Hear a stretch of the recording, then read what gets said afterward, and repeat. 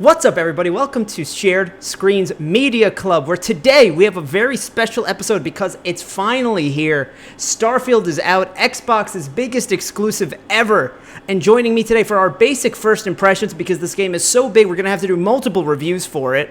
We've got the new glorious beard on Jim Tasty. How you doing, Brett? Captain Jim Tasty, landlord of space. Happy Hell to be here. Yeah. And we have the wonderful, in front of Jeff Goldblum, Chance. How you doing, Chance? You know, I'm doing good. I had to hide Jeff because of the pirate shit that I've been doing on this PC. I didn't want him to see and judge me, so he's a little hidden, but I'm doing well. How about yourself? That's why I'm not hanging out with humans. Too judgy. They're very judgy. Let me tell you what. These companions, the most judgy motherfuckers I've ever been around. Let me tell you what. Dude, Sarah, I want her so bad, but she's making me work for it. Bro, I want to murder Sarah. She's lucky she hasn't gotten left on like fucking neon, bro. I'm going out for cigarettes. So for everyone watching, this is Shared Screens. If this is your first time here, remember to like, comment, subscribe, all that good stuff. We are so happy to see people checking out our new Starfield content. So guys, let's start with the basics. Tell me what your character background and traits are and how many hours into the game. I'm playing a cyber runner who is a neon street rat, introvert, and was raised universal, were the three traits I chose. And I did the math before. I have like 56 hours in this game already. Nice. All of us have been playing early access, so we're pretty much a week out, actually, from playing. We're not doing this 8 hours after the game launched for everyone else globally. Brett, what about you? What's your character? First off, shout out to Bethesda putting out that, like, Ahsoka moving their episodes earlier to 8 p.m. Starfield putting out the game at 8 p.m. for me or whatever. Yeah. I was like, I don't have to wake up at, midnight or like do the New Zealand stuff on X. Like, so shout out to that. I'm a space landlord, so I made myself an industrialist. So I'm always about the grind, looking out for that dollar. And then, the three traits I picked were United Colonies, like citizen, although apparently I had to work for it again, which I was, yes. I had Sanctorum, like religion or whatever. Yeah. I think that's what you picked, right? No, I picked Universal. Oh, I thought that was Enlightened. I totally forgot all this shit that I kind of remember like what sorry, continue. I just realized I don't remember a lot of shit about my character. And then I just mixed in some alien DNA. I was like, you know what, let's see what that's about. Which has popped up with a couple of the things I said. So I'm level 10. I've been doing a lot of side content. I have not done too much of the main quest. I got like the first piece of like the little whatever it is. So I haven't done too much of that. So I guess I've been leveling up slower. I guess the main quest gives you way more XP, which makes sense. But I've been doing a lot of faction quests, and I'm like 20 hours in. So Okay, nice. And Chance, what about you? So I am a space scoundrel. I wanted to make a Peter Quill type-esque character. Fuck yeah. So my guy's name's Benji Luck because that's equivalent to Peter Quill. Also, it's a playoff of my name, Chance Benjamin Carter. It doesn't matter. I forget what planet I was raised on. I think I was raised in space or some shit. And then I'm an extrovert. And I forget the other two. But I've been playing for like 30 hours. I had one of them. If they come back to me, I'll let you know. No problem. But I will say that I feel like those traits overall, they don't help a whole lot. Like there's been the extrovert one. The only reason I remember that is because I want to get rid of it because I want to go out by myself. I realized how much these people fucking suck. that's why I didn't pick those, because I was like, okay, introvert, you get the bonuses of that. Extrovert, you get. I was like, but I don't want the downsides of each one. So I was like, I'll just not do any of that. That's why I picked like alien DNA, which was like weird and stuff like that. So I said from the beginning I want my character to be like a lone wolf sort of guy. And so that's why I chose the introvert trait, and I'm encumbered so much, but almost never have anyone with me unless it's like a mandatory mission. So that one's been working out well. Nice. The religion one is one I honestly wish I could have put something else in there. Oh, Taskmaster's one that I got too, and I fucking hate that one. That one's not great. It's like your people perform better, but hiring them's more expensive. And I run like a fighter jet, so I have nobody on my crew. Anyway, sorry. No, it's good. So Another one came to me. I assumed I wanted to pick one of the religions because they're like, you'll get access to this chest. And I was like, okay, maybe I'll get some starting items, a couple weapons. By the way, we're going pretty spoiler-free here. I know it's hard to define what a spoiler is in a game so big, but just really big stuff we're going to try to steer away from. But, like, I don't even remember what I got in the chest. I think, like, there were some books, but there was no actual item of use. So, like, the religion ones were a little disappointing that there's not actual good things. Like, you don't get any actual good things from picking that trait. It's just... I mean, it's just like in real life. That's fair. Sorry, sorry. Listen, getting a little bit of wine at 8 years old? Woo. Yeah. I have done less reading in this game than like in like Elder Scrolls, any of them. I'm reading tomes and tomes and tomes. I've done a couple reading, a little bit, but like just definitely less. I've noticed that. Oh, I haven't read anything that's not related to like a mission or something. So, there's no lusty Argonian maid, so what's the point? I don't. This isn't a Mass Effect where like I'm in the codex, like doing dishes, listening to the narrator. Like that. That was a phase of my life. I don't know if you guys ever did that or not, but No. I fucking. I didn't even know you could listen to the codex. Yeah. Oh yeah, back like this was like when the game. I would just boot up the game on 360 and just like go through it. Yeah. Gotcha. I remember doing my EMT homework, and Mass Effect 3 had just come out. Or 2 had just come out, so I was listening to the Mass Effect 2 codec while I was studying for my EMT certificate, and I failed the first time because I wasn't paying attention. I was paying attention to... Sorry. Yeah. All right, so what's everyone playing on? We're playing on PC, we're playing on a Series X, we're playing on a Series S, and for whatever you're playing on, if it's PC, give us basic specs and like what your performance is like. I'm playing on PC mainly, but listen, man, if I find a cheap Series S and I can actually put my ass on the couch when I'm doing this, oh boy, I'm gonna do it. I recently got a Ryzen. Let me make sure I'm getting this right. A Ryzen 7 5800X, and I have a 3080. So I've been getting pretty good performance. It set itself to ultra right away, and this was while I was streaming it too. Yeah. But everything was working great. My GPU is at 100% capacity, but like that's fine. Wait, you have a 3080 and a Radeon graphics card? No, CPU. Ryzen CPU. Oh Ryzen my god, 7. I totally got lost in the sauce. Yeah. Sorry, continue. Ryzen 7 5800X is the CPU I got. So my GPU is running at 100%. I'm using I don't know what's going on with my screen, but I'm using like the Xbox game bar to track my performance. So I think some of it's a little bit wrong because it's saying my CPU is like almost never being used. I cross-referenced it with the NVIDIA one. The graphics card is the same, but like my CPU is like nothing super horrible, but it's definitely not using like 6% like the game bar is telling me for whatever reason.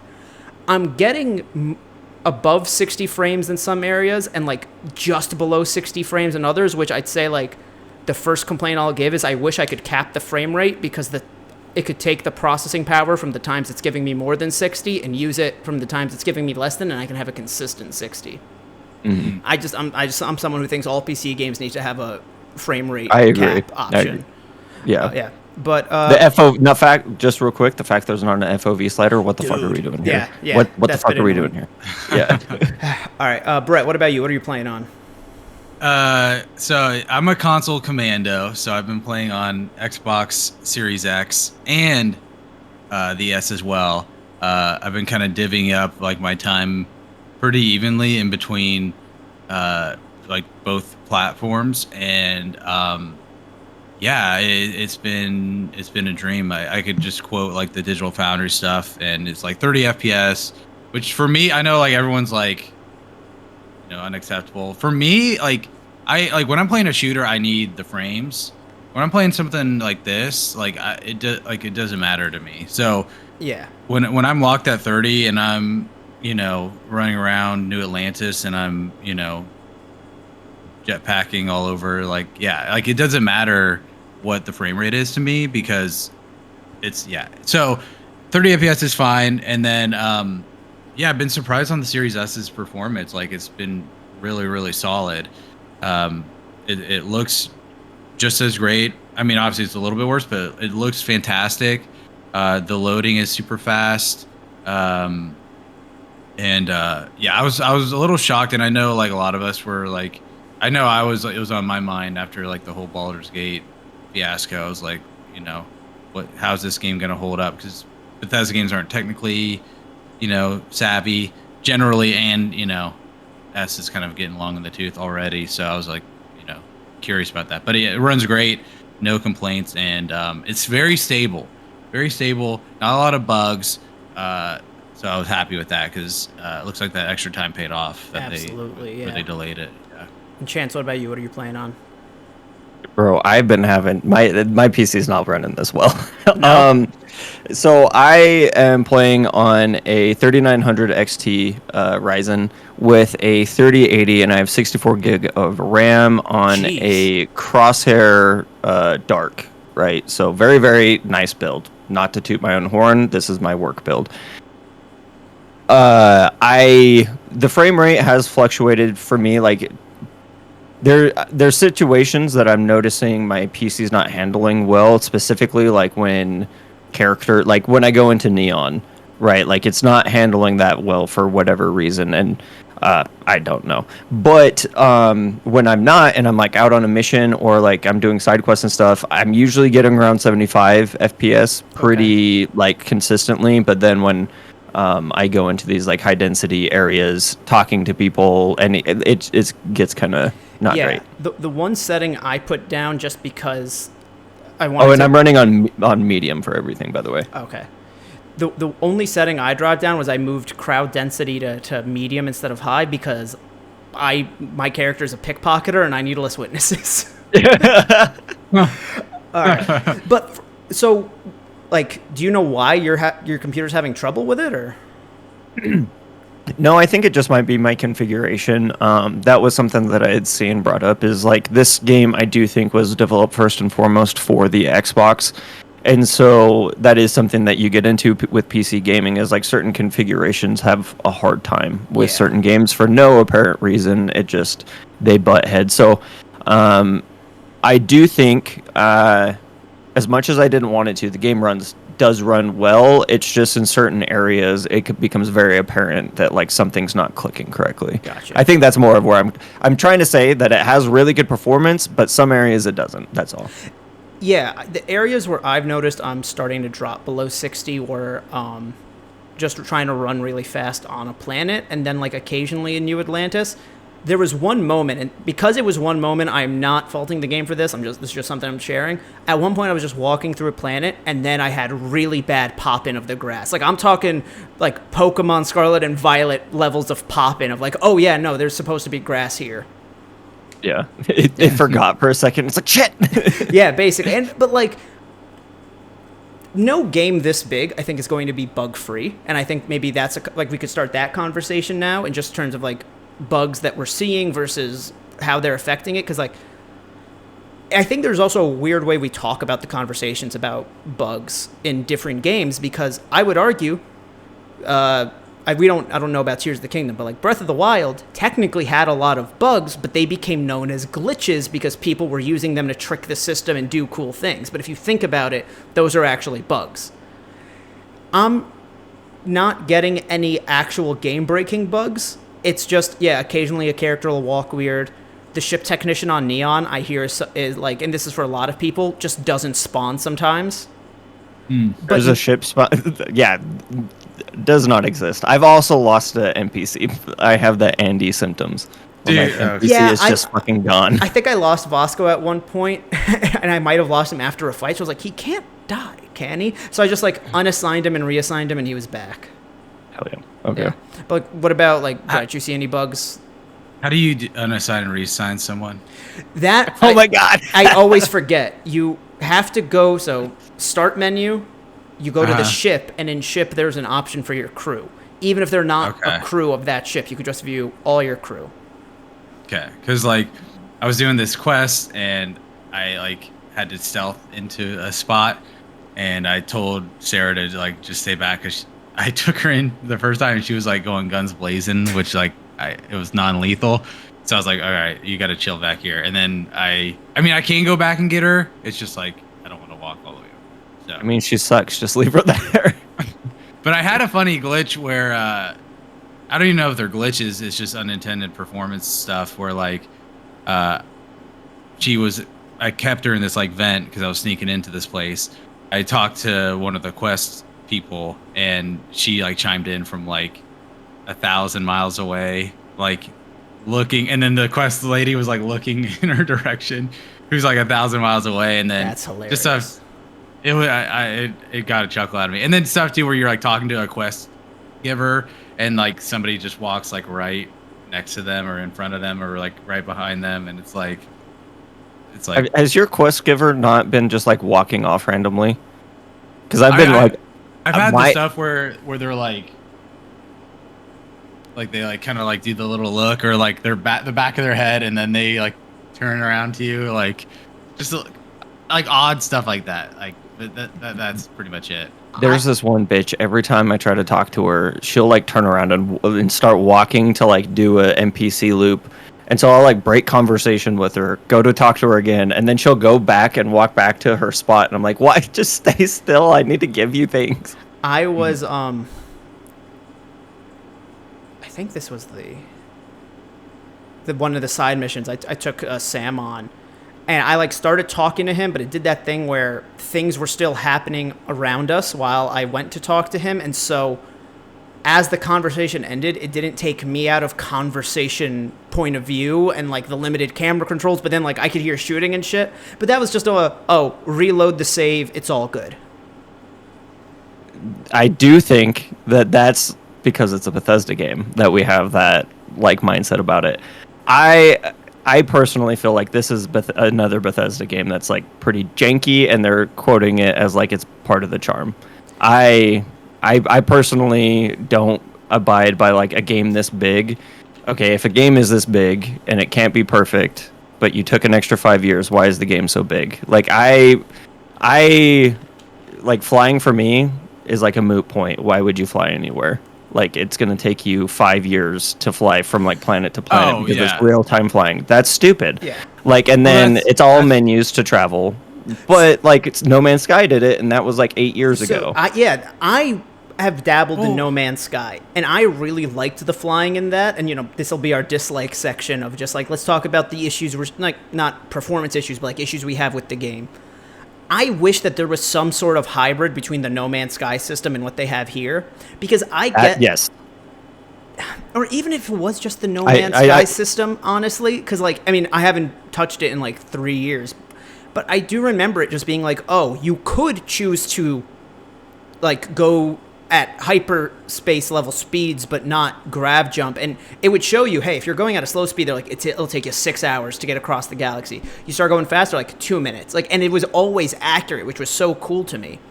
I wish this one, I would say if it was in the middle, I should be allowed to free fly within each star system, but I have to grav jump to the other ones. And that but that makes sense to me. Like you should that is how it should work. I just was really looking forward to being Peter Quill and like flying from planet to planet. I wanted to like just have that kind of experience. Like does that make sense? Like that was my fantasy, was being able to like fly from big planet to small planet, land my ship, get out, do some shit, get back on my ship, and then fly away. Maybe like I don't even care if the landing and the takeoff are a cut screen. Like that's a moot point to me. That means that you're loading like good textures in, but then we get to the planets and it is like the same fidelity as No Man's Sky, or the same amount of shit on each planet. So like back to my original point, a game this big, well, it is like, I mean, space is empty, that's fine, but like it feels to me, just being like very, very negative, that they spent 5 years on the menus and they are not great. Like I hope not. It just like there's menus like they want you to do everything through menus. It feels like to me in the space section of the game specifically, but like there's a lot to be lacking. I think the space combat is great, by the way. I don't want to shit on that. Just like why can't sorry, I'll get off that horse. The ship combat being good, I think, is actually why I'm so upset about the fact that there's not free roam flying, because even if I'm like, hey, I'm going to force myself not to use the menus because I want to experience the space stuff. I'm on a planet, I take off, it shows the cutscene, then I'm in space. I then still have to jump to the next place I'm going, which is then another small cutscene. And it's like either you get scanned or you're just floating in front of that planet. So I feel like you're missing out on a lot of the...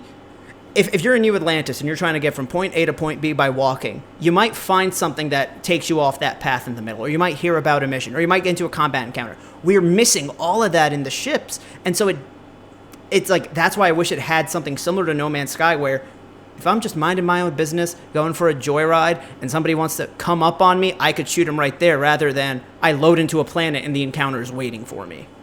Yes, that's what it feels like. I need to zip to a different place to have those. Anyway, we can continue on. I didn't mean to derail the show. No, it's fine. I mean, we're going to do likes and dislikes at this point anyway, so we'll start with the dislikes and other gripes. I do feel like the shooting is the best Bethesda shooting. It is a bit stiff, if I'm being honest. Slight spoiler, there are things that can make you potentially have a dash ability in this game. I was like, great. I love dashes in games, but I was looking to use it specifically for combat, and it is not what I was looking for, if that makes sense.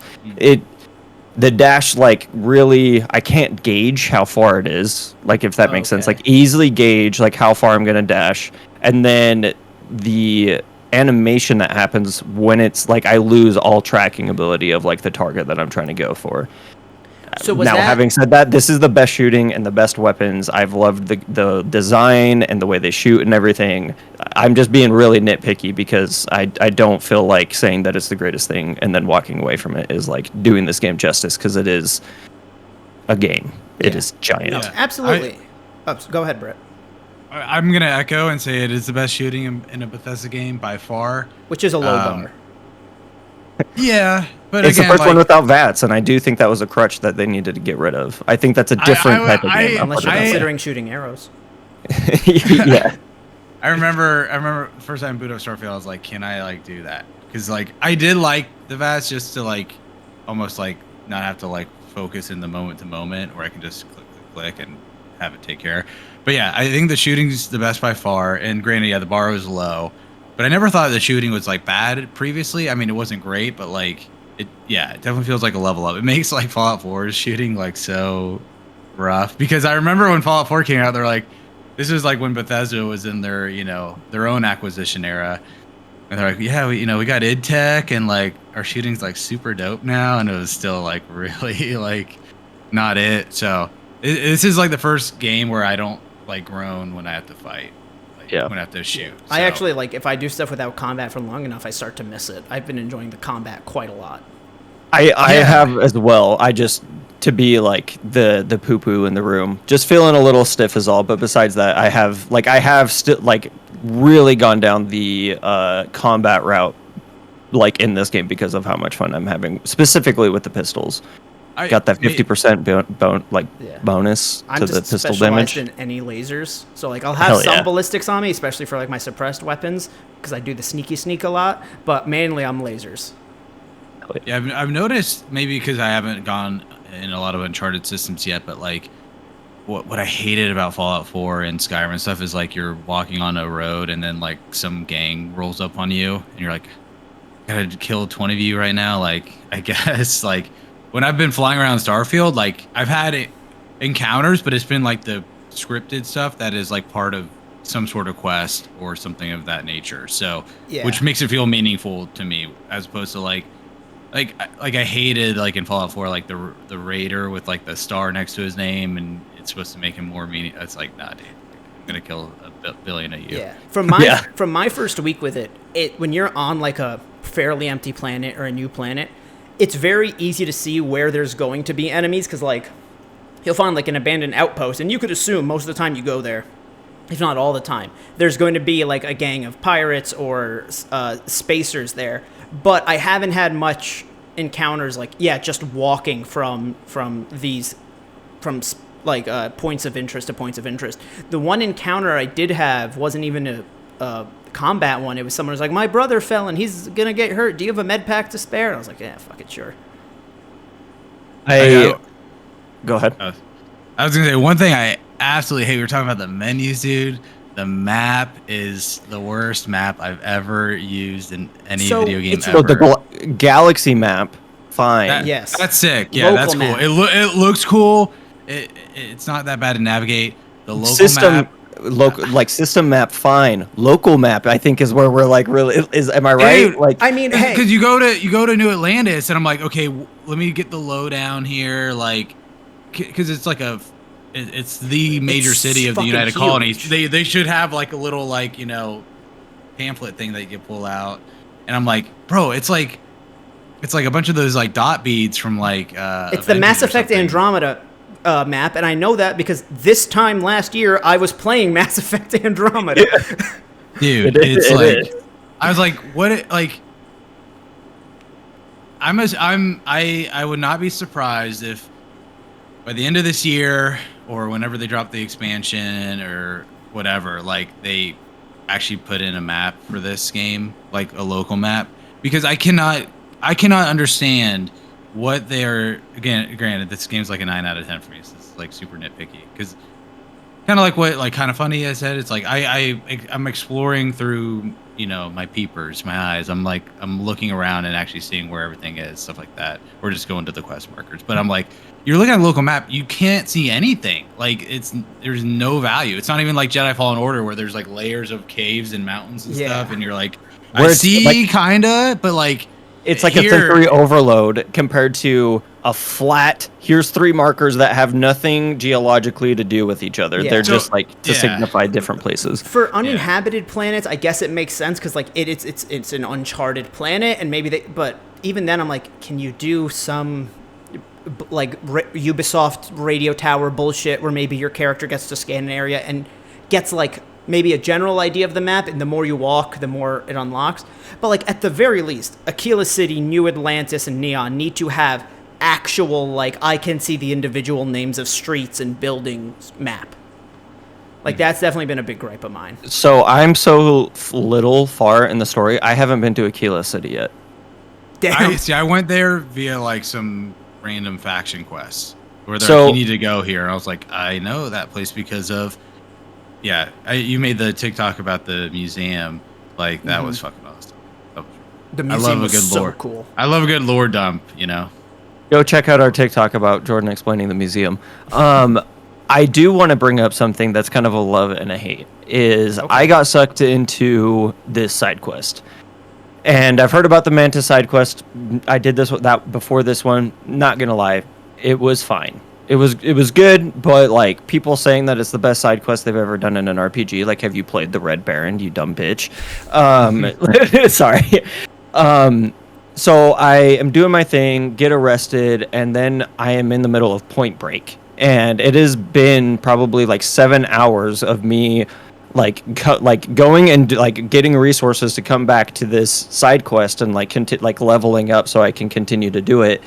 And I'll tell you guys about like where to find it afterwards if you want to know. But well, let's do this. Can you give us, like, without spoiling anything about the quest, can you give us the name of this mission chain? Or is that I can't remember because it's like multiple different chains too. Like I shit you not. Like I have played. I said 7 hours. Like I think I've spent 15 hours in this quest line. Like I shit you not. Like it's taken me across the galaxy. Like doing different. Anyway, sorry. Go ahead. Isn't it? Because I remember picking this up and I hadn't gotten to it yet. But then I saw, I think, Kind of Funny talk about it, or maybe just on Twitter or something, where somebody was like, this quest is like the quest. It's like missing base or secret base or something. It's the one that Paris said that was like the ME2 DLC, the Mass Effect 2 DLC. They're the data broker. This is the one that he was talking about. So damn, okay. To kind of give you guys, and for the audience, if you do want to get in on this quest, I got arrested on Mars helping the miners. I broke in, hacked a computer, and I was helping the miners get more equipment. And then I got arrested, right? When I got arrested, I got brought in by a Fed, and the Fed is like, now you're going to be undercover. That is as much as I'll tell you.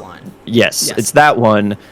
And it is gone left, right, and center, and it is wild. The things that you've probably heard about this quest, like, probably don't even, like, I haven't evolve around it being you undercover. That's just how they get you in. And I'm going to ask you questions when we're not recording, because I want to, like, I'm still trying to roleplay my character in a specific way, and that quest can either go one way or another, and that's going to choose whether or not I decide to do it. To me, this quest could have been a game by itself. Like, if this quest was the actual campaign of Starfield, I might find Starfield's main campaign a little bit more interesting.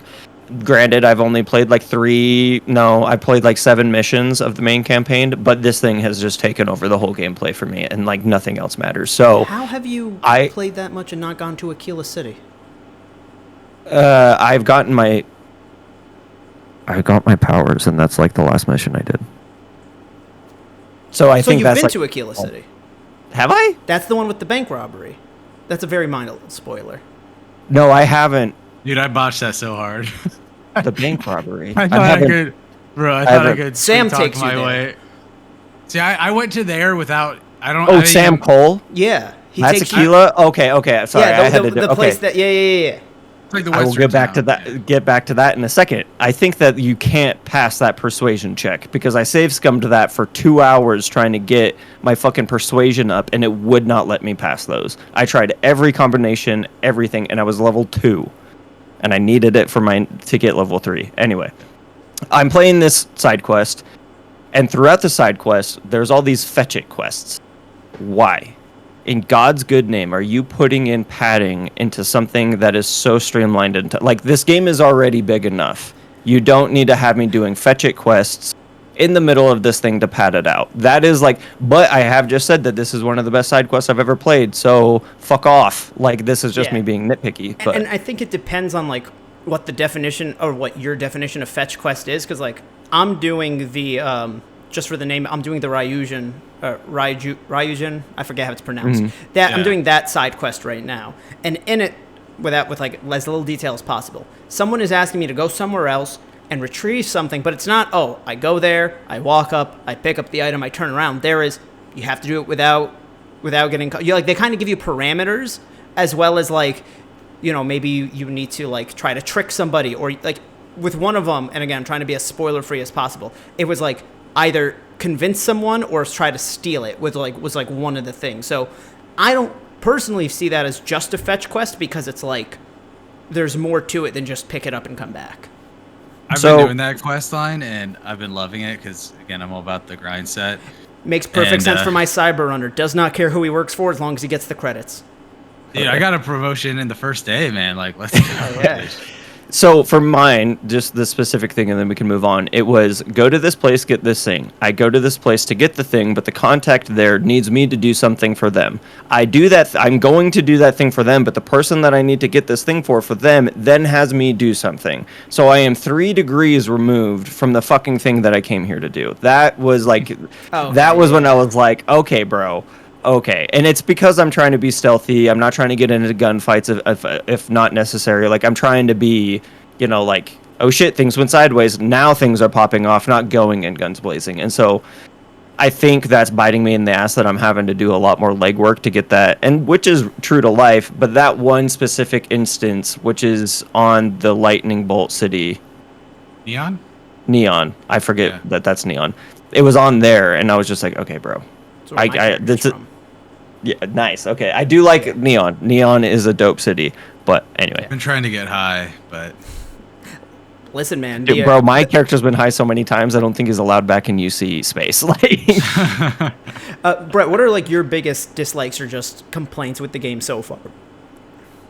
The menus are definitely annoying For sure. Like I mean, it's a double-edged sword where part of this game's charm for me is just like exploring and coming to everything at my own pace. But like some of the menus, it's just like I don't even like, kind of like with the map. Again, it's kind of a positive, I guess, where it's so bad that I don't even like look at that local map anymore. Like, I'm just like, I've never used it. Yeah, so like a lot of the menus and stuff, I just don't even fuck with, because like I know it's gonna confuse me or take me away from what I actually want to do, which is like to play the game. So that is obviously a big miss. Again, they might fix it, they might not. Kind of like what you're saying, Jordan, like, and chance with like the jank and stuff. Like, again, this is the first game, like with the history of Bethesda games, right? It's like, you know, oh man, Morrowind, what a game changer. Oblivion, oh man, another game changer. Fallout 3, Skyrim, and then Fallout 4 was like, okay, this is still like top of class, but like some of these things are, you know, a little weird. And now, 8 years removed from that, I think why some of the reception to the game has been not overwhelming. Like, this game's still getting great reviews, but that's a whole nother discussion. The way I see it is like they've learned their lessons with a lot of things, but I feel like quality of life stuff is the one thing that they refuse to change. Like we all said, that the combat feels the best it's ever done. It ever has in a Bethesda game. But like we still get and I don't care about like the fact that when you're talking with somebody, it like does that thing where it zooms in on their face, and it's that very classic Bethesda. I love that. I don't mind that. Like that, if that's their touch, and like there are studios that are always going to have that touch. Like you can very clearly tell that Uncharted and The Last of Us were both made by Naughty Dog. Like there's common threads to the gameplay and like the style there, and all studios do that. I honestly feel like with the exception of Insomniac, Spider-Man and Ratchet feel nothing alike. Yeah, and Gorilla. Killzone. Oh, true. Yeah, they basically rebooted themselves. I mean, and granted, Naughty Dog did Jak and Dexter at one point, so like people have, studios have evolved for sure. But like when they're making similar games, there's always these common feels and styles to them. My thing is, and I'm not a game developer, so I'm not trying to say that like this is for a fact. If they did this would be better. But like, I feel like I don't even mean resources in terms of like what the system or PC is actually computing. I mean like from resources of like your workforce and your art people. Maybe we don't make everything grabbable, like fucking cups and plates. Like if I could use it for my benefit, I should be able to pick it up. Everything else, don't let me pick up a fucking vase or a mug or a spoon or a cup that is, because like I don't need it. And I feel like I don't need 100 pounds of notepads, please. And you make funny moments with it. I think we've all seen the thing on Twitter of the hatch just filled with potatoes, and that is also a testament to how much this game is tracking, to the graphics engine. Like that I think shows that this game is actually well built from a technical level. It just feels like, hey, maybe the guys you had making all the plates, and I'm trying to think like what other dumb shit I've come across, but you guys know what I'm talking about. The pens and the paper clips. Yeah, and why the fuck do I need those? The mugs, like... Or like socket wrenches and pliers that you can't even like use as a makeshift weapon if you needed it. It's just there. Like if it's just there for set pieces, don't make them interactable. That's my opinion. I mean, yeah, it's a double-edged sword, right? That's what makes these games unique. And if they took it away, then I think there'd be so many people who bitched. And the other flaws would just become more apparent because, yeah, you have like, the game's because built on this crazy old engine, so it's like that's why. But I thought this was Creation Engine 2. Like, isn't it technically a new engine? Yes, but like it's still Creation Engine 2. It's not like completely something new, right? I don't know the technicalities of like the Creation Engine, but it's possible they hyped it up more than it actually is an improvement. But from my understanding, is this was like, hey, this isn't the engine we've made our last 3 games in. This is like the evolution of that.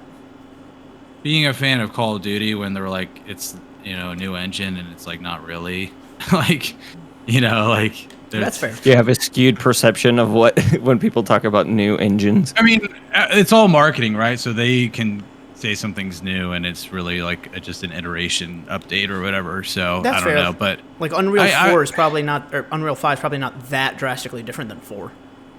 Yeah, I feel like that's different. I feel like that's a little more of a leap, especially with what they do with Lumen, the like lighting technology. Yeah. Anyways, going back to Bethesda, all these quirks, it's intentional at this point, right? Like we can't pretend like they just don't know what they're doing or they forgot to change something about like the physics or grabbing the cups and stuff like that. I think it's just how they want their game to be, right? Yeah, I mean, when you think about the fact that they've had very similar leadership for so long, I feel like you get, like, can't teach an old dog new tricks. And I don't even mean that in a mean way. I think that maybe came off worse than I meant it to, but, like... Jordan's called Todd Howard a boomer. I just teased. No, it's fine. But, like, I think that some, like, again, going back to the Naughty Dog comparison, Neil Druckmann worked on Uncharted 4. He worked on both Last of Us. He has a very specific way he makes his games. And, again, it's the same with movie directors. You can tell when you're watching movies by certain directors. That doesn't make it good. That doesn't make it bad. Just means it has their style. So, like, I do wonder, like, if we're talking, like, 10 years from now, if Todd Howard's not at Bethesda anymore, do their games start to take on a different personality than we're used to? Oh, I would say absolutely. Yeah. Yeah. The longer this goes, the more you like it is like these. You can tell Todd Howard's games. It's like I feel like Todd Howard and a couple Kojima are like in this echelon of people that you've been describing all podcast of like their games. Like the second you boot it up, this is a Kojima game. This is a Todd Howard game, and because like I do auteur or whatever. However you say that word. Auteur. Yeah. Yeah, like I do think that if you look at the one game he wasn't in charge of, which was New Vegas, right? That is the one that I feel like people who don't like traditional Bethesda games like. Does that make sense? So I do think it is a lot to do with this is how he likes the games that are made under his tutelage, and that's his creative freedom to make them that way. I do get that there's a comic effect to having a slight jank to your games. My tism just doesn't allow me to like that type of, like, it just won't let me like sit still while that stuff is happening. So yeah, I think it's a me problem is what I'm saying. To me, with I get it, though, where it's like, again, if I can't think of a game where if I didn't move the exact right way, I've seen clipping in every game, even in the PS5 generation. Now, it's not the same clipping or as often clipping as I've seen back when I was playing PS2 games as a kid, where, like, you could sometimes, I don't know if this is considered clipping, but the same idea of, like, if there's an edge, you were able to stand, like, one step off of the edge in those old games, and you would just be floating because they thought you were making contact. Jedi Survivor earlier this year, I'm sure that there were some scenes where I saw a little bit of clipping between the face and the jacket. I, at this point, expect that that's something that will always be in a video game. Yeah, that's not something to get your ass in a wad about. Like, what the fuck? Yeah, clipping is. Yeah, it's such a dumb. But it's thing to get after them for. I guess it's like, at one point, like, this NPC just like got up and walked away in the middle of a conversation, or I could still hear the people arguing because you're trying to get me to do a side mission while I'm trying to trade contraband to the trade authority. That's something like I'm talking to like with the Ryujin stuff. I'm like, all right, you've got a mission. We need you to break into this place. And then you got some like lady yapping like, I need my beer. And it's like, and it pops up. It's like, get this old lady some alcohol. And you're like, okay, like I'll get to it, I guess, at some point. I just wish there was. I can't believe the game doesn't shut everybody up, or like just make it like background noise, like you're in the cantina in Attack of the Clones. Like they just need to, fix that.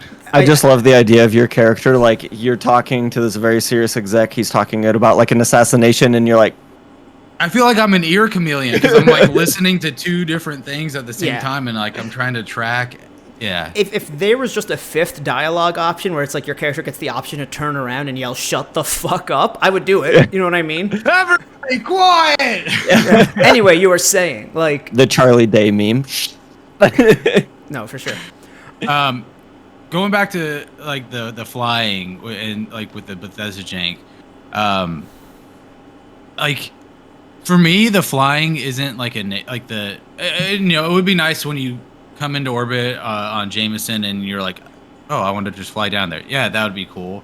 To me, like it's an extension of like I think it was Alana Pierce doing this. Like she flew like 7 hours into Pluto. Yeah. And it's like, why would you ever do that? Because she just wanted to see if you could. Because right, again, she's in No doing Man's that for Sky, content. you're But like, actually if she was able to. offline, if she wasn't streaming, she wouldn't have done that.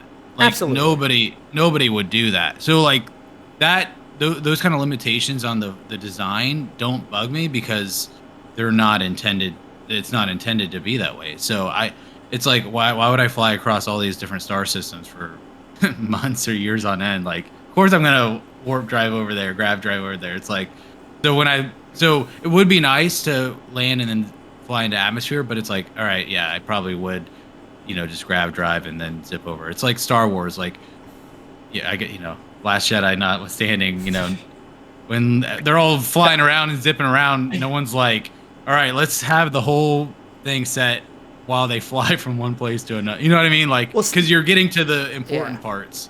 Yeah. The other reason I wish that it wasn't just you grab jump and there was a cutscene is I would love to set my thing to autopilot while I go up to one of my habs and work on modding my weapons while I'm going to the destination, like you can do in Fallen Order, like when Greasy Money Baby is like, oh, we're going to Coruscant, and then you as Cal can walk around, change your lightsaber, meditate, change your loadout, and then when it's like finished loading, because obviously that's all just a secret loading screen, you choose when to sit down and land.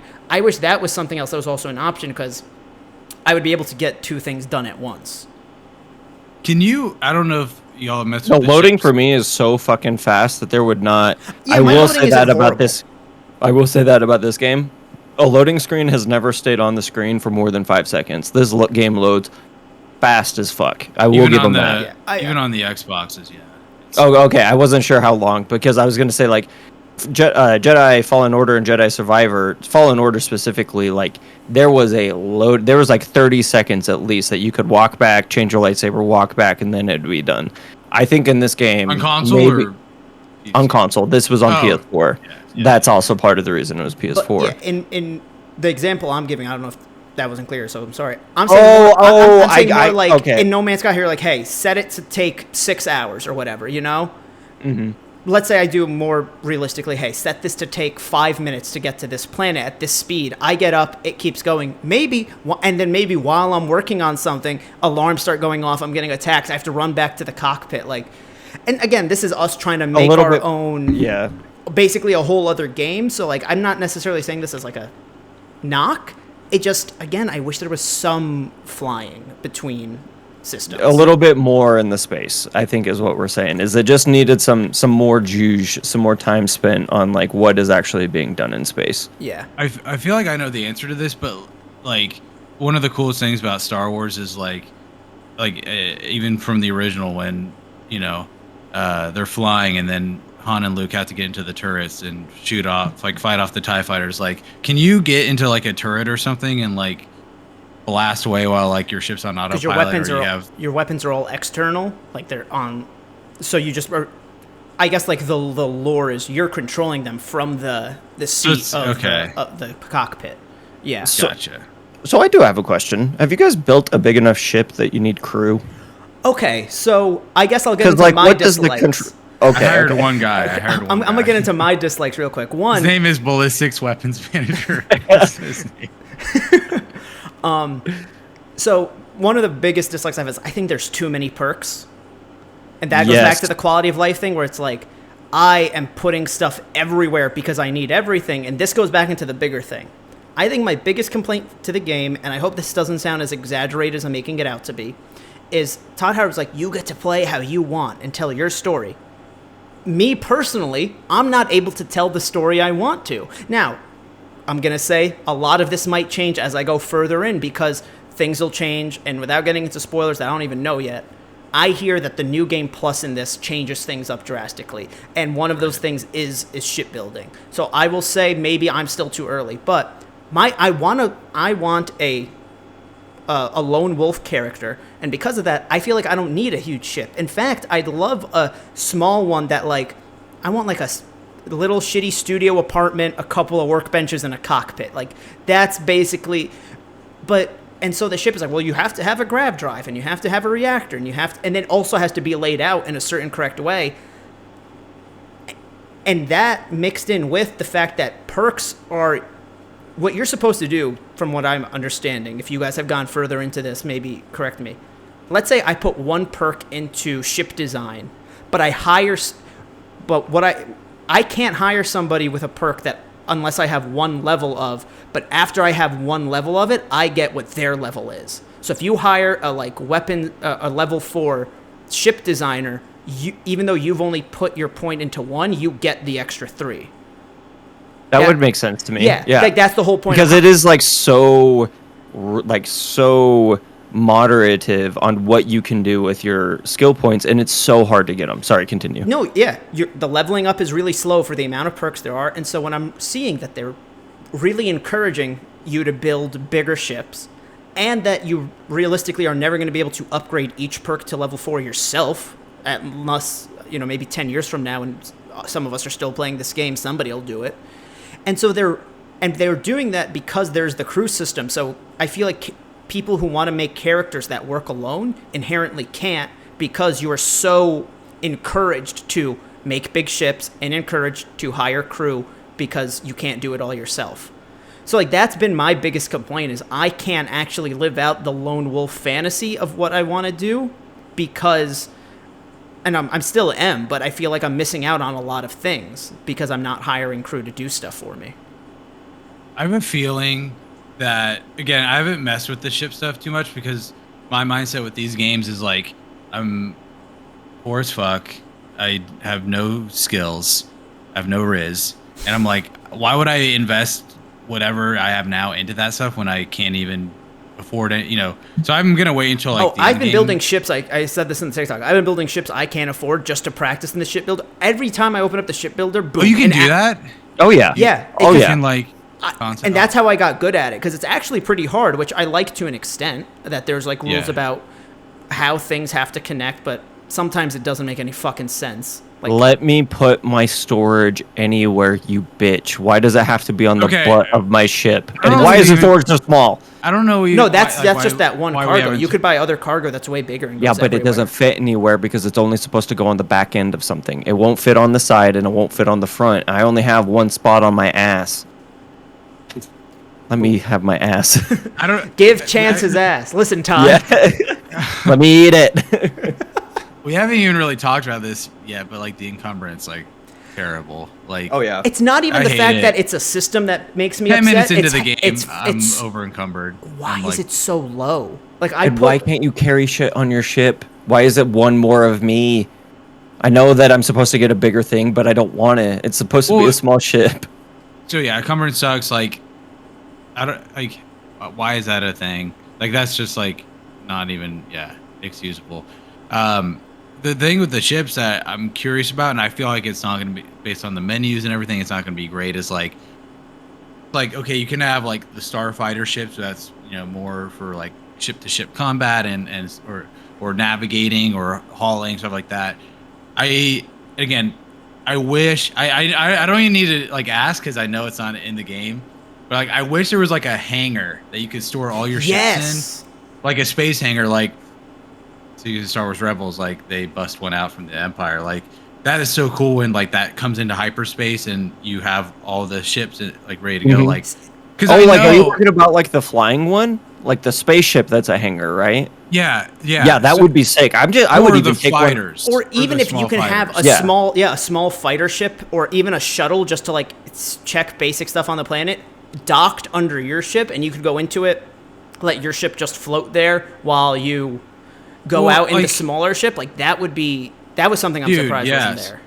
Because I know, like, if I only have the Frontier still, so that's just what I've been working with. But I know it's like I'm gonna go on some hauling mission for a quest, or just to get the resources, and then like if I want to do something where I want to navigate a new uncharted star system, am I gonna have to fly like all the way back to that one system where that one ship is to like get it, or is it? Oh no! No. Sorry, go ahead. No, you can do it. So when you go to these places, there's like the port master. If you talk to them, then you can go in and like set your ship. When you're like, can you upgrade my ship? And you can like go through your ship. You can like you just say, I want to use this one now, and it shows up. Yeah, it says set this one as home ship. Yeah. It is a pain in the ass though, because there was a mission where I had to get this dumpy like space truck that like doesn't have any weapons, and I could not figure out how to get my fucking Frontier back for the longest time. I was driving around in a fucking Volkswagen bus for like 5 hours. My other complaint with the shipbuilding is that there isn't one seller that sells everything. It's like there's the United Colonies products, and there is the Freestar Collective products, and there's never a vendor that sells all of both. And I just want to know all my options to make the ultimate ship, because currently, Are you serious? You can't just like go. That is obnoxious. so like, as fuck. if you're on New Atlantis, you are getting the company. I think it's called Demios. And then Yeah. if you go to, I'll say Aquila, because that's in the Freestar Collective, you have Stroud, and I forget what the other brand is. Now, granted, for the habitats, they all look different, but they're all exact. There's 2x1s, 1x1s, 1x3s. Do the interiors look the same? No, I think the interiors look different. Maybe I'm wrong about that, but like all the habs, like, and all the different options, they're basically the same. But I have landing gear I can only get in the Freestar Collective. And so when I'm editing my ship in the United Colonies, I'm like, well, maybe because it's like a landing gear that's 3 pieces. Like, what if I make it 4? I add an extra middle one, widen my ship, or lengthen my ship a bit. Oh, fuck. I now have to fly all the way to the Freestar Collective, buy that one piece, put on. I don't even know if I'm going to use that piece. Again, this is something that could all change post-game from things I'm kind of understanding. But I do wish there was just one guy who's like, I sell them all. I would understand. It might be like this. I don't know, but like, you meet that Freestar vendor, and then you like basically have his contact info, and then maybe from your ship or something, you can just browse like, I wish, like Amazon or something. Again, I wonder if that's, and it's not even just, oh, it's Freestar or UC. There are certain things in the UC that sell different combinations of because like when you go. I won't say like the names, but like there's like you could go to like one of the shipbuilding companies on one of the planets and like buy or modify your ship directly from like the dealership, for lack of a better word. And so they'll have unique things for sale. And it's like, okay, cool. But can I also just have somewhere that's showing me everything? I will say, like, a little bit of a pivot, but like I love the lore. Like, oh yeah, all of the companies. That's a perfect pivot, actually, because I think let's get into the likes, because we've been pretty negative. Because I think the bad stuff sticks with us more. But sorry, Brett, go ahead. Yeah, all of the lore, like I instantly like got bought into like the different colony wars, and I haven't been to Earth yet. Apparently, you can go there, but like, yeah, like I just tried like to land it around like New York City to see if there, but I won't spoil what's happened to Earth. But like, yeah, I couldn't. That was to piggyback off of Brett when I read, because you have to go to Mars at the beginning of the game, right? Yeah. I spent an hour reading all the shit for all the different planets. Went to Earth, went to the moon, all that shit, and that is like, it's like, damn. They have the one flag that was. Can I say why I'm so mad we went to Mars in like the second or third mission? Because why? Because I was planning on being like, hey, what if like before the Impressions podcast, one of the things I did was I spent an entire real life day only in the Milky Way. And it's like, oh no, they're fucking bringing me to the Milky Way anyway. I still went from planet to planet. Literally, I was singing like the Drake and Josh song in my house. Like, I saw Mercury, I saw Venus. And I won't spoil what's here, but did either of you, one place I did go is the Mad Titan's homeland, Saturn's planet, Titan. Have you guys been there or to a city named New Homestead? Yes. No. That was fucking cool. I loved that. Which part? It was just a settlement that was like early Earth settlement, right? Okay, yeah. So like it's all early. Oh, okay, that was a cool. Okay, yeah. But the museum too, where it's like they're showing like a cassette or a CD player, and then I didn't see the museum. Oh, there's an old Earth museum. It has. That's sick. It shows NASA. It shows different levels of technology, and what I thought was one of the coolest things was you talk to somebody who's like studied Earth, and you have to keep in mind how far away removed they are from like where we are now. It's like hundreds of years in the future. Yeah, like and 300 so years. He starts talking about World War II in the most basic way, and the only way I could describe it would be like if I asked somebody who like had an education but not like did not study extensively to describe the Crusades for me. It would be like, yeah. I think he said something like, and like the nuance would be gone. He goes, the entire world fought each other, and it turns out this was the second time this had happened. They did it because a man named Hitler came to power and killed millions. Like, it's so far removed. It's the way we just say, well, the Crusades were about spreading religion. And I'm not saying that there's nuance to Nazi Germany, but like you're missing all the context and the details of history. But that's what happens. Like, as somebody who studied history in college, that's what happens the further removed you get from it. That's So wild. That is I'm that kind was of mad. so I'm gonna cool have to to go me. back. Yeah, you that is definitely got to sick. go to New Homestead. Like that's something I don't mind spoiling. It's very fun. It's very cool. Yeah, yeah. I will say I love kind of like a Mass Effect chance when you or because you played them too, Jordan. Yeah, I binged them all Truly. January 2022. Hell yeah. Like when you go back to the Soul system and you read all of the fake history. I love the fake history shit. Yeah. And you're like, okay, they tried this and it failed, but it led to them finding the mastery. Same thing, reading all the stuff in Mars, and it's okay, this was the first settlement, and it's really janky, but it's very lived in. It felt very Cydonia, felt very alien-esque, or Star Very Wars a lived little in, bit. people have been through here for hundreds of years, and now Yeah. it's the forgotten spot in space. This But is it's still essential though, because they provide Yeah. so many resources for Deimos and stuff like that. So again, all the nuances with the lore, and then we haven't talked about the music. The Enon Zur, I think is his name. He fucking killed it. Even the opening menu every time. I love the it's main not- theme. I could not tell you any of the other music. I can't tell you any of the other music besides one specific thing.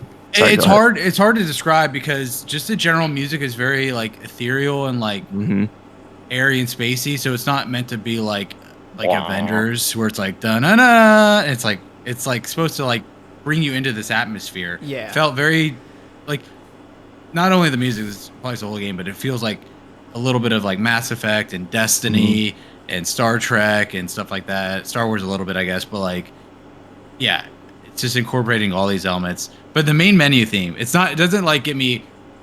Again, it's going for a different vibe, but Elden Ring, you're oh, Yeah, I was just let's thinking. go. Yeah, it This is one very. is yeah. Let's go you're explore it. It's very Yeah, peaceful. Even 'cause I haven't played Yeah. Elden Ring, but even compared to the Skyrim main theme, which I have on my fucking workout playlist. That's this one is more just, like Elden Ring, yeah. Yeah, this one is just very Let's go kill a god versus let's go find some shit. Yeah. That is, but it is a very similar vein. I don't want so I mentioned getting powers right earlier in the podcast. I won't say anything else besides that. But in that section, and it's something that you're doing repeatedly, there is a building of music, and it is so dope. I got cold chills all over my body. The entry music and that shit was that. That's the two times that it's really stood out to me.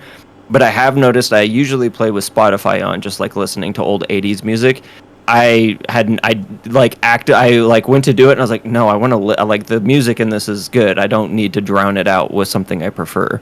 So Yeah. I didn't think that it was good, but then you brought that up and I was like, no, I've actively not turned on Spotify while I'm playing this. Yeah. Yeah, because again, it's the aim of it is not meant to be like Guardians of the Galaxy, where it's playing these hits licensed track, or the game.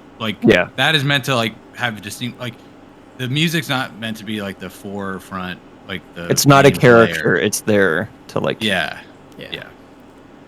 I mean, any other major likes that you guys or things that you're enjoying that you guys want to talk about? Go ahead. This is a little meta, but just it's nice to have a Xbox game that most people like.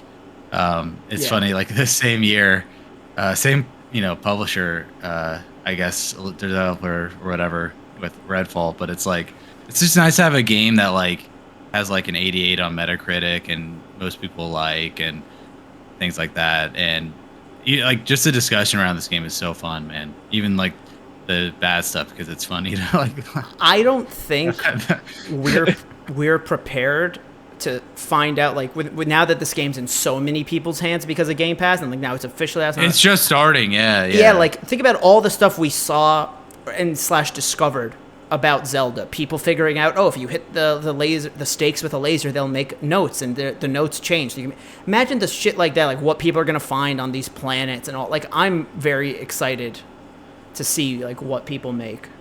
Mm-hmm. Chance, what about you? Oh, sorry, I was burping. No, you're good. For as down as I am on this game and how criticizing I have been this podcast, this game is phenomenal. This is a I don't subscribe to the console wars, but I do like seeing people succeed, and I don't like to see a monopoly in a space. Right now, I do feel like the last 10 years Sony's had a monopoly in the space, and it's kind of leading to the gaming sphere not being as strong overall because they're kind of making all of the decision for the industry. And when you're somebody who has a lot of money and a lot of power in the industry, you typically make decisions that are only good for you. I'm not Xbox, I am not a Sony fanboy. I just like playing games. Seeing this come out for Xbox makes me excited because it makes me feel like there is going to be competition again in the marketplace, because Xbox has taken so many licks, but when they come back, I swear to God, Sony is not ready for what's coming for them, because they've been like really in the gym, getting their shit right. I know I teased them for taking 5 extra years on this game, but I mean, it paid off, because like it jokingly took 5 extra years. I know it didn't take that long. I think it might have been like 2 or 1. Like if Xbox didn't buy Bethesda, I think this game might have come out in like 2021 or 2022. And on multiple platforms. Like I think that we'd be talking about a very different game. We'd be talking much more. This is hard for me because my experience playing this game is very similar to my experience playing Cyberpunk. So I didn't have a very buggy playthrough of Cyberpunk, I'll put it that way. But it does give that type of, it would have given that type of like response had Bethesda not taken those extra 2 years. Definitely agree with that. But I'm glad that this was, I know it's not getting like the highest of reviews, but neither did GTA 5 when it came out. And it's one of the longest selling, best selling video games of all time. Like I think this game has legs. I think that we're going to be, I'm happy for Xbox, and I'm happy I bought this game. Same. And I think everybody should buy it because it is a gaming-ass game, and it is a gamer's experience. Sorry, go ahead, Brett. Yeah, like the reviews for Fallout 4, it's, again, Metacritic and all that stuff, it's not... I did not like Fallout 4, so I don't care what those scores were. Like, I just mean... It's all like a starting point for a discussion. Sorry. It's not like objectively what a game is, like, because everyone has different opinions and things like that. But if Fallout 4 I thought you were going somewhere different. I apologize. Fallout 4 has like an 85, I think, and this game has like an 88 or something like that. So, like, if you're just use that as a starting point of discussion, like this game is definitely like an improvement from Fallout 4, I would say. And so, I mean, it's nice to see them on that upward trajectory for me. Like with the console war stuff, like I wasn't like, again, I have a PlayStation. I'm gonna play the crap out of Spider-Man 2. What a great year for exclusive. Tears of the Kingdom, Starfield, Spider-Man 2. Like, yeah, really. Baldur's Gate 3 for PC, kind of, yeah. Xbox Series S, can't wait.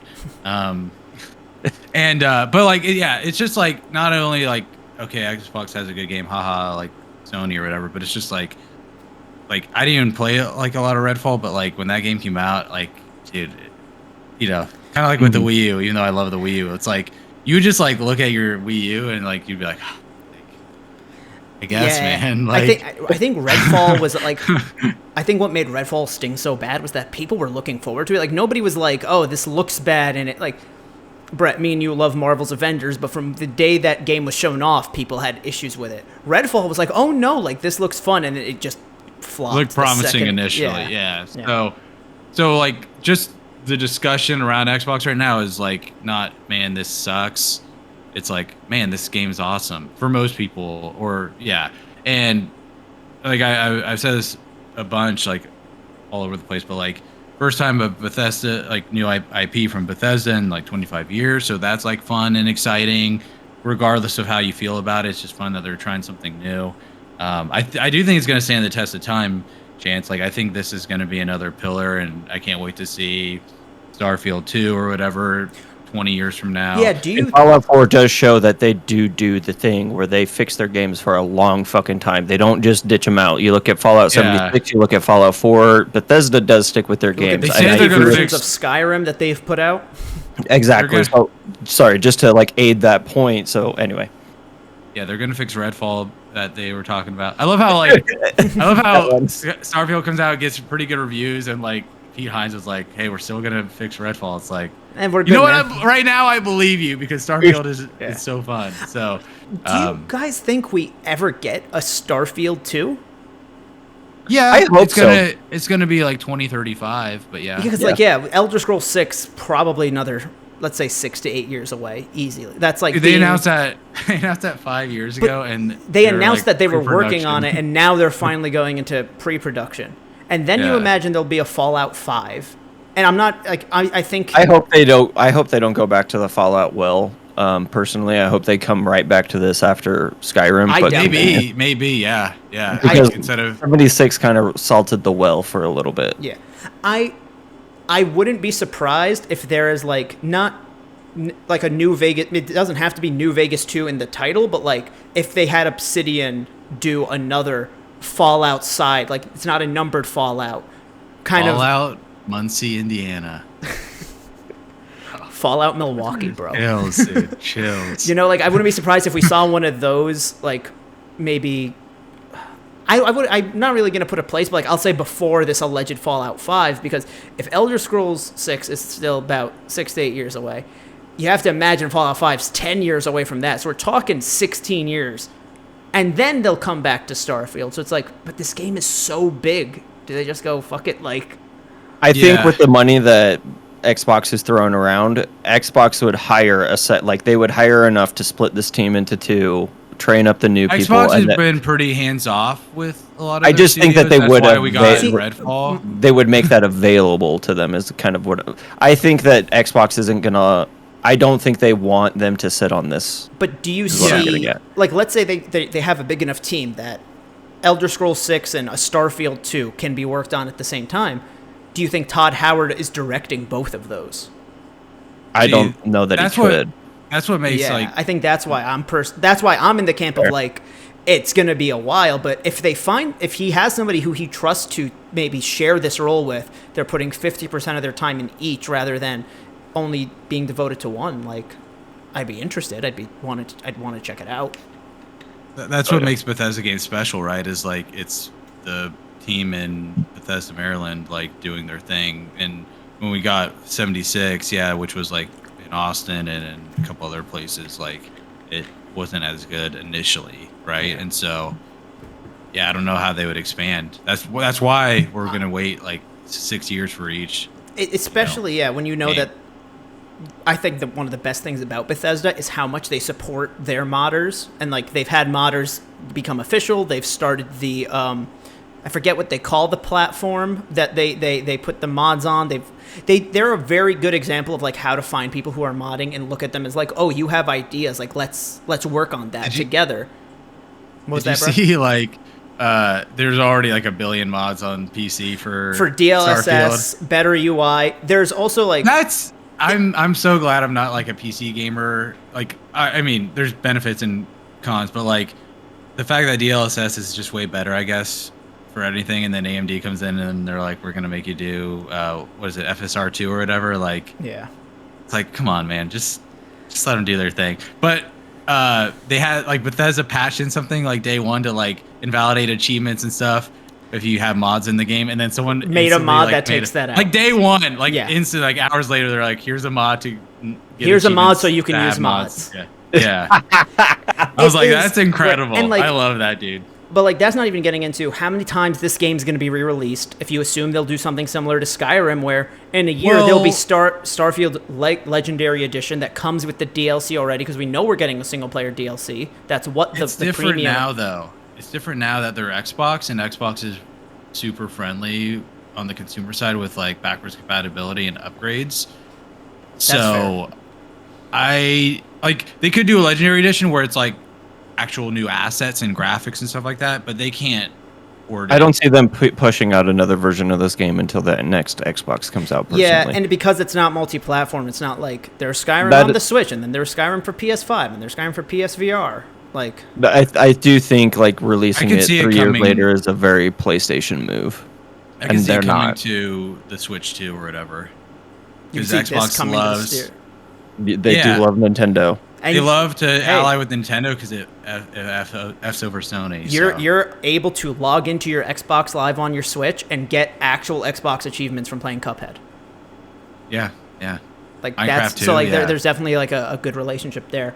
We are running a little late. I do want to just close things out. this is a question I was going to ask regardless, but I'm so happy that you two are the guys I have here for it. And I'm actually going to expand the question into a couple different ways. Do we think that Starfield, even if it's not like as good as in your opinion, what effect does this have on Mass Effect 4 in terms of, do you think they need to change their scope? Do you think they need to change aspects of their gameplay with exploratory? And also, I would just like your guys' opinion on, like, how do you feel about Mass Effect being so much more sci-fi, there's different species of aliens, and this one being a little bit more grounded where it's all humans? Ooh, those are really good questions. Do you want to go first, or do you want me to? I'll go first because I'm like a we're all BioWare fans here, but like, man, BioWare's got their own issues to work through right now, man. Yeah. Beyond taking notes of what Bethesda's doing. Honestly, I would say, like, if we're talking about Mass Effect, they got to look at what Baldur's Gate 3 is doing with Larian. Like, that is like the new standard. I can't wait to again play it on the Series S, the preferred platform.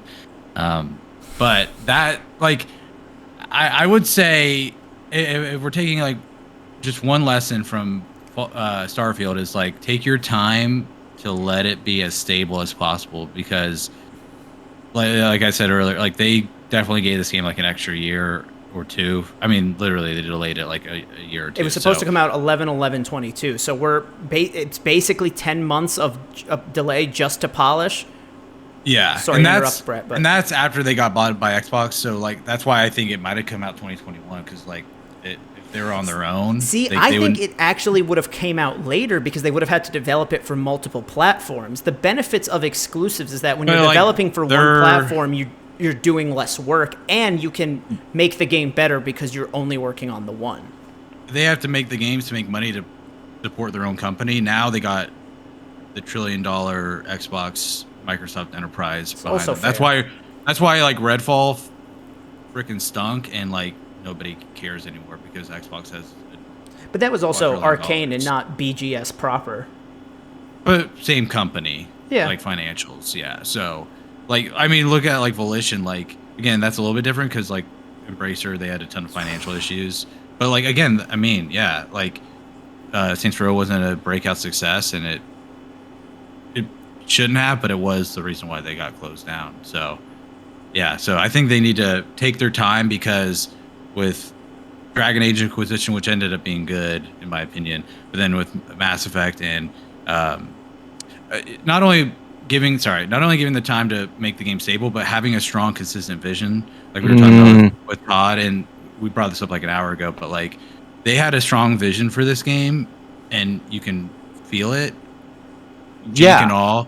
Yeah. Whereas with Dragon Age Inquisition, Andromeda, and then Anthem, 1 out of 3 worked. Like they didn't have a consistent vision for any of those games, and you can tell because like there's 1.5 out of 3. I liked Andromeda, but I also played it years later. I like Andromeda too. It's a good game. It's not, but BioWare standard is like 9 out of 10, 10 out of 10 games. It's an 8 out of 10 when every other Mass Effect was a 10 out of 10 without even hesitation. I do think that he gave the correct. Sorry, what was the second part of your question? I don't think Brett answered it. Like, how do we feel about Mass Effect being the more sci-fi? It has multiple races of aliens, and this one being a little bit more grounded, where there's only humans, and so you're going through space, but everything you go to is just populated by humans, and the aliens are just weird-looking animals. You want me to finish, or? Yeah, go ahead. Oh, because I'll forget. I'm sorry. I just wanted to let you finish, so I don't run you over. I like it all. Like with Mass Effect, it's like coming to a common ground and understanding with people that are different than you. And again, so far with Starfield, I mean, just a general, like, it's only humans. Like, all right, we got to come to terms with ourselves and what, like, in terms of inherently like combative against, people that think differently than us and stuff like that. That's what I think about it. So it's like outward versus inward. So I like it. It's so poetic, Brett. I mean, buy Baldur's Gate 3 on Xbox Series S. God damn it. What about you? You need to get a fucking creator code for that shit, because I swear the amount of people that have bought get me a Jim Tasty branded Xbox Series X. Yeah. When Larry was like, we can't get it to work on that system, I was like, they're going to put it on that system eventually, and I'm going to play it on that system. because I don't know why. To be fair, it It's turns okay. out split screen even on PS5 runs pretty bad. That game, yeah, they just didn't do that. It's when everyone was like, Xbox is terrible, Series S, what a bad console. It's like, bro, they're running the game like 4 times or whatever on one machine. Like, that's just not efficient. Like, that's crazy. But yeah, I was surprised that Baldur's Gate was coming to consoles at all, if I'm being honest. But to kind of answer that second question first, which was what again? About like got lost. aliens in Mass Effect versus yes, this yes, being yes. just humans. I like that they are different, and I like that it brings up different, like how Brett was talking about inward versus outward. I think if there would have been aliens in this, it would have read too much like Mass Effect, and it brings up more interesting questions that haven't been asked about humanity. I think having it be different and having it be just humans. And then the first question was, what do I think Like, do you think they this is should gonna take for have- Mass Effect from? Like, do you think if this game being overall a success, not 10 out of 10, but fair successful, do you think this changes anything about Mass Effect 4 coming out? So I do think that Brett hit the nail right on the head with that one. As far as like, I think for me, I read that as character interaction, right? Like the amount that you can kind of like talk your way through situations, the different paths that you can go to. Is that kind of where you're going with that? With what you had said, Brett? Because that would I said they need to make sure the game is stable, and Okay, then honestly too, they need a strong vision of what Mass Effect 4 is going to be. You had mentioned Larian and that they should actually be taking stuff from Larian. That's how I read the Larian thing, is like the character interaction. BioWare should, yeah. BioWare should, yes. But specifically for this game, I love the amount of weapons and the different options for weapons and the different combat. I do think that the weapons in Mass Effect, there was few of them in the second and third one, right? Like there was like specific guns that you got, and there was only like 8, and you couldn't really mod them past that. Yeah. I do think that the breadth of weapons and all of that, like if I'm a Vanguard, let me really get into the nitty gritty of the pistols and the shotguns like I am in this game, right? Because I'm being like I think that one of the things that they've suffered with the most is weapon variation, or like really making the weapon feel like it's yours and you're not just using the same thing everybody else is. Maybe that's not the game they're trying to make, but I am having a really good time going to all the different gun vendors, finding the different pistols that I want to try out or want to use, and then like that's my new ride or die. So that's kind of what I would say. The art style in this game is incredible. Like all the way the guns look, the spaceships, like the design. They really like describing it as NASA punk, I think, was like the best way they could have. Yeah, that makes is me really think of, cool. like- And I like you said, Chance. I do like that they're different, but I also am like, I do wish this was a little bit more sci-fi. I do like the one with aliens more, but I think that I appreciate this game more as a different project, and I'm not comparing it to Mass Effect as much because they went out and they had a completely different like end vision, if that makes sense. Yeah, absolutely. And I'm not saying that the games have to be compared, and you can. Oh yeah. I just the comparison has never even got brought up in my mind, and I think it would be there had the aliens been there. So I'm interested to see why they made that decision, if that was part of it, or if this is just the story they wanted to tell. I personally find that this is inherently more religious.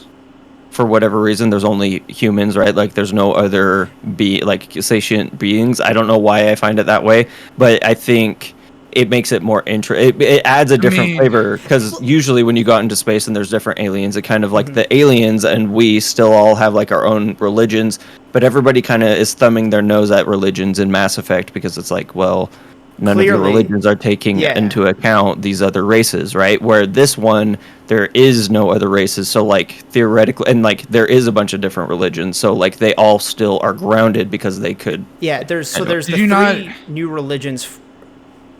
Not new because this is the first game of the series, but like it made 3 main religions, but they also said that that old religions from like real life haven't died, like they still exist in this world. Now I haven't seen anything that references. I want to go find the Mormon ship, please, from the Expanse. Let me find that ship. Well, with the, I don't know if you guys heard this, and I think it's the Sanctum Universum religion. That's the one I picked. Yeah. Like, I talked. It was on Cydonia. They had like a preacher there or whatever, and he like had like a little line where he's like, "Yeah, like once we discovered space travel and stuff like that, like this new religion basically like kind of co-opted a lot of the other religions. Where it's like, yeah, you can be. He didn't mention any specifics, but he was like, yeah, you can be a Hindu or whatever, but like you're still part of us though. Which that was fascinating to me too. Like you might be different like Earth religions, but then you're part of this one religion. Like that would be fascinating to go more into. The description of the two, because like the serpent one is like the ones that have the zealots, and so that one is like one I'm not going to consider in this conversation, but like the descriptions of universal versus enlightened is actually really interesting if you guys read it, where the whole point, enlightened is a religion where you are believing that you're an atheist, is like the best way I could describe it, because it's like humanism, if you guys know what that is, that like humans are awesome and inherently good and stuff. But it was more like universal is like clearly with the outreach of space and how far expansive there has to be something that made all this, like, and then the other one is the opposite. It's like clearly this is all like this was just luck that humans existed and managed to do this, and there isn't anything bigger. So I think it's just very. I haven't delved like super into the religions besides like two people I've talked to, but that because there's the one guy in Constellation. Yeah. The theologist, yeah.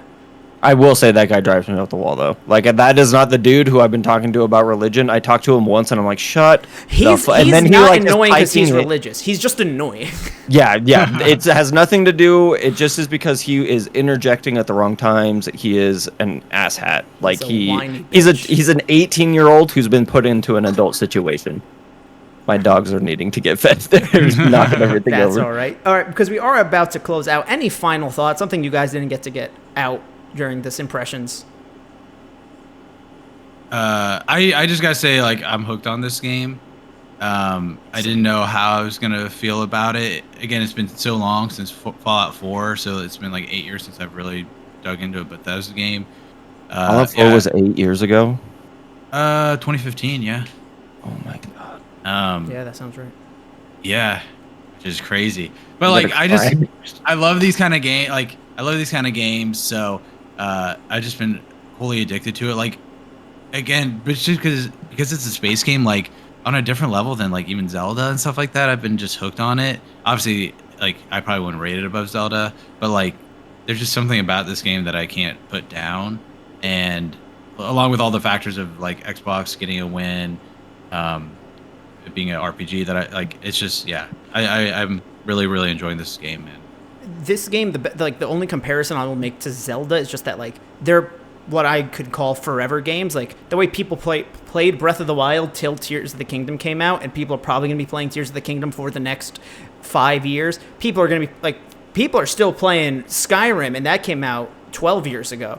This is going to be, when you think about all the star systems in this game and how big each planet is, like this game is going to be played for a very long time. Mm-hmm. Hell yeah. All right. Thank you, everybody, for tuning in. We're going to have a lot of Starfield content this month because this game is so big. So this was just our basic impressions, but make sure you subscribe to see the episode we're going to do on our favorite side missions and our character story, where we get a little bit more spoilery. And at the end of the month, we will be doing End Game, New Game Plus content, because that, from what I'm hearing, is insane. And so there will be kind of a post-credits roll podcast as well. So stay tuned, like, comment, subscribe, all that good stuff. Follow us on Twitter, and we will see you next time. Bye.